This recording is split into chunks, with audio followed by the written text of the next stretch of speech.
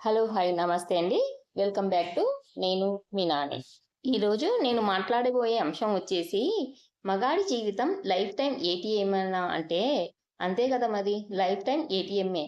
కానీ మనం ఏమనుకుంటామంటే, మనం ఆడవాళ్ళము, మగవాళ్ళకు ఏదీ పట్టదు. ఎప్పుడు చూసినా బయట తిరుగుతూ ఉంటారు. వాళ్ళకసలు ఫీలింగ్స్ అనేవే ఉండవు. ఎమోషన్స్ ఉండవు అని అనుకుంటూ ఉంటాం. నిజానికి మనకన్నా కూడా వాళ్ళకి రెస్పాన్సిబిలిటీస్ అనేవి ఎక్కువగా ఉంటాయి. ప్రతి ఇంట్లోనూ ఓ స్తంభంలాగా నిలిచే వ్యక్తి ఎవరు అంటే నాన్న. అతను పెద్దగా మాట్లాడడు. తన కలల గురించి చెప్పుకోడు. తన బాధలు ఎవ్వరికీ చూపించడు. ఎందుకంటే బాధ్యతల బరువు మాటలకు మించిందైపోయింది. కుటుంబంలోని వారందరికీ ప్రతిరోజు ఒకే విధంగా మొదలవుతుంది. కొందరికి ఇది సాధారణ ఉదయం. కానీ ఒక నాన్నకి ప్రతి ఉదయం బాధ్యతల దారిలో తొలి అడుగు. ఆయన జీవితంలో బాధ్యతలకు సెలవులుండవు. ఉదయం లేచిన దగ్గర నుంచి అందరి అవసరాలను చూసుకుంటాడు.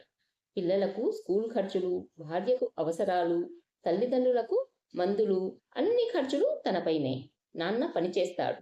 జీతం వస్తే ముందుగా ఇంటి అవసరాలను తీరుస్తాడు. తన కోసం ఏమీ మిగలదన్న సంగతి తెలిసి కూడా శ్రమించే వ్యక్తి నాన్న. ఇంట్లో ఎవరికి ఏ అవసరం వచ్చినా, ఇది ఒకసారి చూడండి బాగుంది కదా అని అన్న వెంటనే, సరే ఆర్డర్ చేసుకో అనే మాటే వస్తుంది. నాన్న ఎప్పుడూ అనని మాట ఒక్కటే, కాదు, కూడదు, రాదు, వద్దు అనేది మాత్రమే. కుటుంబంలోని ప్రతి ఒక్కరికి అతను ఓ లైఫ్ టైం ఏటీఎం. ఎప్పుడూ ఇచ్చేవాడే, కానీ అడిగేవాడు కాదు. కానీ ఏటీఎంలో డబ్బులు ఖాళీ అయినట్టు ఆ మనిషిలో కూడా ఓ ఉదయం భారం ఎక్కువైపోతుంది. కానీ ఆయన ఎప్పుడూ ఫిర్యాదు చెయ్యడు. ఎందుకంటే ఆ ఫిర్యాదు వినేవాళ్ళు ఇంట్లోనే ఉన్నారు. వాళ్లకు బాధ కలగకూడదు అనేది ఆయన ఆశయం. ఈ ప్రపంచం మగవాడికి బాధ లేదు, సౌకర్యాలే కావాలి అని అనుకుంటుంది. కానీ నిజానికి అతను కూడా ఓ మనిషే.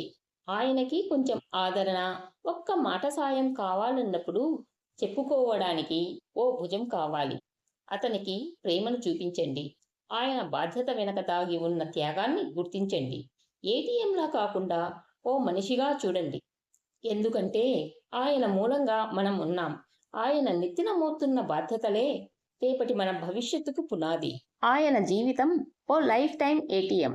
ఎవరికైనా అవసరమైతే కార్డు వేసి డబ్బులు తీసుకున్నట్టే. కానీ ఏటీఎంలో నోట్లు ఉంటేనే కదా బయటికి వస్తాయి. ఇక్కడ ఆయన ఎమోషన్స్, శ్రమ, త్యాగాలే అసలు కరెన్సీ. కుటుంబం కోసం తన కలలను త్యాగం చేస్తాడు. స్నేహితుల మధ్య నవ్వుకుంటూ కనిపించిన మనస్సులో పెద్ద భారం. పిల్లల భవిష్యత్తు కోసం తన భవిష్యత్తును తాకట్టు పెడతాడు. ఈ బాధ్యతలను అందరూ గుర్తించాలి. ఆయన ఇచ్చే ప్రతి రూపాయిలో, ఆయన ఖర్చు చేసే ప్రతి నిమిషంలో, ఆయన తీసే ప్రతి శ్వాసలో ఒక కుటుంబం నిలబడి ఉంది. నాన్నకు కూడా ఓ చిన్న ప్రోత్సాహం కావాలి. ఒక మాట, నీ వల్లే మనం ఇక్కడ ఉన్నాం అన్న భావం. అదే నాన్నకు మనం ఇచ్చే బలం. నాన్న అంటే కేవలం ఒక వ్యక్తి కాదు. అతనొక జీవనాధారం. బాధ్యతల భారం మోస్తున్న పాదం. నిస్సంకోచంగా త్యాగం చేసే హృదయం. తన కలల కన్నా కుటుంబ అవసరాలకై ప్రాధాన్యత ఇచ్చే వ్యక్తి. కుటుంబంలో ఎవరికి ఏ అవసరం వచ్చినా ముందు గుర్తుకు వచ్చే పేరు నాన్న. నాన్న కోసం ఎవరైనా ఆలోచించారా?